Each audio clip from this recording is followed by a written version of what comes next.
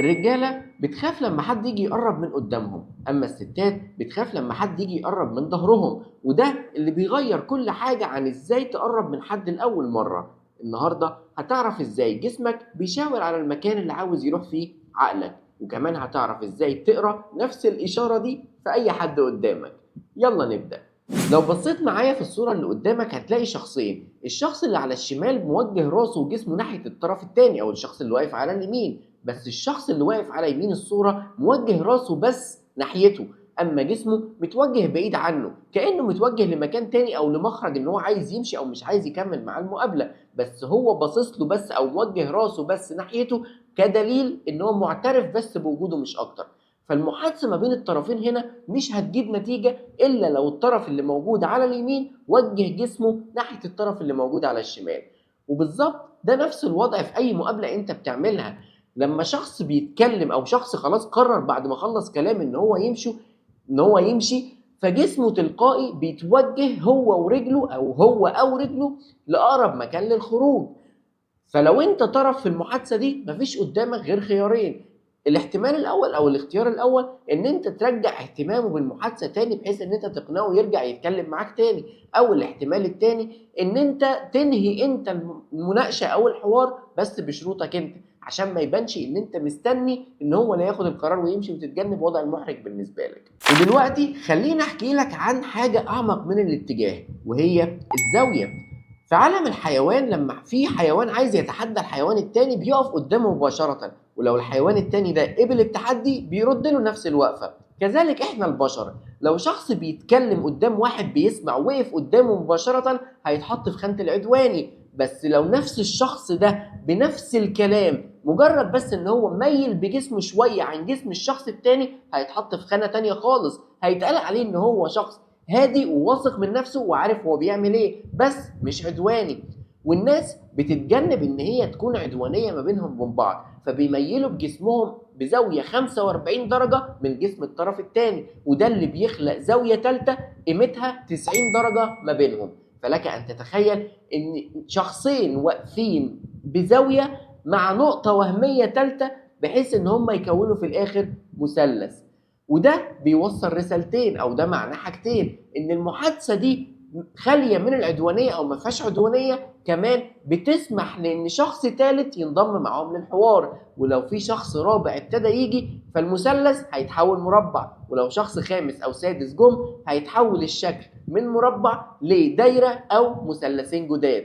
كمان لو خدت بالك يعني في الاماكن الضيقه زي الاسانسيرات والاتوبيسات بيبقى صعب علينا ان احنا نعمل زاويه 45 درجه بجسمنا، فبنعمل حاجه بديله. هي ايه؟ هي ان انت توجه راسك بس بزاويه 45 درجه. اما دلوقتي تعالى نتكلم عن العكس بالظبط. لو في اتنين عايزين يعملوا ألفة ما بينهم وبين بعض، فبتلاقيهم بيغيروا زاوية جسمهم من 45 درجة لصفر درجة، يعني بيقفوا وشهم في وش بعض، والحركة دي بيستخدمها الرجالة والستات في التودد والمغازلة. فتلاقي الراجل بيوجه جسمه ناحية الست اللي هو منجذب ليها، كمان بيعمل حاجة تانية بيقرب أكتر من المنطقة الحميمية بتاعتها. وكمان لو الست موافقة على القرب ده أو هي بتبادله نفس الاهتمام والانجذاب فبتغير الوضعية بتاعت جسمها لزاوية صفر بحيث إنها تقف قدامه مباشرة، وكمان بتسمح له إن هو يقرب منها من المنطقة أو الحيز الشخصي بتاعها. بس خد بالك الوضع ده اللي هو اسمه الوضع المغلق ممكن يتعمل مع اتنين يعني في عداء ما بينهم وبين بعض عشان يظهروا التحدي ما بينهم وبين بعض، يعني ممكن الاتنين يقفوا ويبقوا وشهم في وش بعض وما تفهمهاش على انها انجذاب وتودد ومغازله، بس بتعرف ازاي؟ بتعرف من السياق بتاع الحوار والاشارات اللي هم بيعملوها قصاد بعض وهم بيتكلموا. وده بالظبط اللي بيوصلنا للنقطة اللي احنا بدأنا بيها أول الحلقة، وهي إن الرجالة بتخاف قوي لما حد يقرب بسرعه او مباشره في وش ليهم، والستات بتخاف لما حد يقرب من ظهرهم قوي. ولو خدت بالك اكتر او انت بتركز، انت ممكن تبقى ماشي في الشارع وفي واحده بنت ماشيه قدامك، فانت بتضطر ان انت تقدم برجلك عشان تعديها، فهي لما انت بتقرب منها قوي هي بتحس كده بكده وبتخاف، فتلاقيها ممكن خدت جنب وقللت السرعه بتاعتها او ممكن كمان تقف عشان تسيبك تعدي. وده دليل ان الستات بتخاف جدا لما حد يقرب من ظهرهم، فبياخدوا حذرهم من النقطه دي، والرجاله بتحط او تاخد حذرها اكتر لما حد يقرب مباشره من قدام عندهم يعني. وده يعني ان انت لو انت راجل فمسموح ليك ان انت تقرب مباشره من قدام الست او تروح لها مباشره قدامها يعني، بس بعد ما تقرب منها تميل بجسمك زاويه 45 درجه، لان انت لو ما عملتش كده فهتتفهم او هتبان كانك عدواني، والبنت هتفهمها ان انت بتهتم بيها اهتمام مبالغ فيه. وقبل ما نكمل ونروح للنقطة اللي بعدها، لو المحتوى ده فادك ما تنساش تشترك في القناة، وكمان اكتب لي في الكومنتات تفتكر انت لما بتيجي تقف مع حد قدامك بتقف بالوضع المفتوح ولا الوضع المغلق. ودلوقتي خليني احكي لك على حاجة عملية.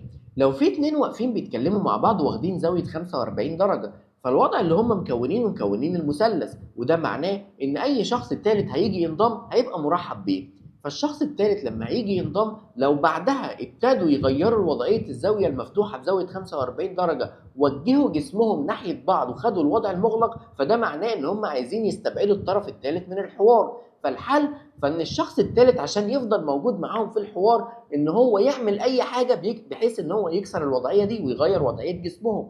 بس لو الاثنين اللي واقفين في وضع الانغلاق لسه شايفين ان الشخص الثالث ده مش مرحب بيه، هيبقوا فاضلين في نفس الوضعيه وهيفضلوا واقفين في وضعيه الانغلاق، بس ممكن يكتفوا ان هم يوجهوا راسهم ناحيه الطرف الثالث في اشاره ضمنيه ان هم معترفين بس بوجوده، وممكن كمان يقابلوه بابتسامه مطبقه. وده معناه ان الشخص الثالث ما بقاش مرحب بيه خالص في الحوار او النقاش ده، والمفروض عشان يتجنب الاحراج المفروض ان هو يمشي. وده بالظبط برضه حصل معايا فعليا في موقف. في مره كنت مروح وقابلت رئيس القطاع بتاعي هو والنائب ماشيين وجايين في وشي، فانا سلمت عليهم. فلما جيت سلمت عليهم رئيس القطاع ابتدى يعرفني على النائب، وبعد ما خلصنا تعارف ابتدى الاتنين ياخدوا وضعيه الانغلاق ووجهوا جسمهم ناحيه بعض، ودي اشاره منهم من غير ما يقولوا كلمه واحده ان انا المفروض امشي. والكلام ده كله في حالة إن الناس واقفة فبيقفوا مع بعض بوضعية الانفتاح أو الوضع المنفتح والوضع المنغلق. طب لو الناس قاعدة إيه اللي بيحصل؟ لو في شخص قاعد وحاطط رجل على رجل وموجهها ناحية الشخص التاني، فلو الشخص التاني ده منجذب للطرف الأولاني فهتلاقيه بيعمل نفس الحركة، هيحط رجل على رجل ويوجهها ناحية الشخص الأولاني، وكمان هيبدأوا يحاكوا تعبيرات بعض. فاتجاه القدم هنا معناها مش بس معناها يعني ان العقل عايز يروح فين، لا معناها كمان ان القدم دي بتشاور على المكان اللي الشخص منجذب ليه، او بتشاور على الشخص اللي انت منجذب او مهتم بيه. فلو في شخص ثالث قاعد جنبكم فالحل برضو ان هو لازم يكسر الوضعيه دي بحيث ان هو يبقى مشترك معاكم في الحوار. اما لو نفس الوضعيه وضعيه الانغلاق وان الاثنين بس مكتفيين ببعض وحاطين رجل على رجل موجهينها ناحيه بعض وجسمهم كمان متوجه لبعض، فده معناه ان الشخص الثالث المفروض ينسحب. وبص معايا للصوره دي، صوره فيها مجموعه من الرجاله وواحده ست واقفه ما بينهم.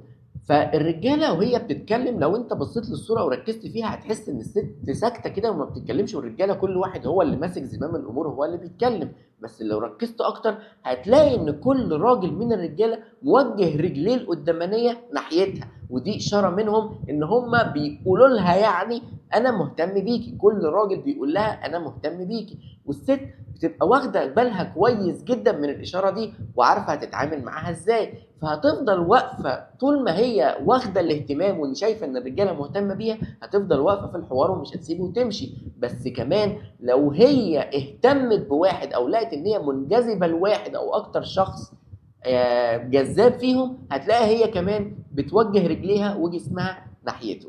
فالخلاصه ان الكلام والوش ممكن يجذبه، لكن الجسم والاتجاه اللي بيشاور فيه الرجل دايما بيقولوا الحقيقه. فلو عاوز تخلي الناس تحس معاك براحه اقف بزاويه 45 درجه من جسم الشخص اللي قدامك، ولو عاوز تضغط على حد شويه اقف مباشره في وشه. وكمان ما تقربش من راجل من قدام على طول، وما تقربش من ست قوي من ظهرها. في الحلقه الجايه هنتكلم عن الاشارات اللي بيعملها الراجل لما بيعوز يلفت انتباه الست، والاشارات اللي بتعملها الست لما بتعوز تلفت انتباه راجل، واسمها اشارات التودد والانجذاب. انا امير، شكرا انك وصلت للاخر. لو المحتوى عجبك ما تنساش تشترك في القناه. سلام.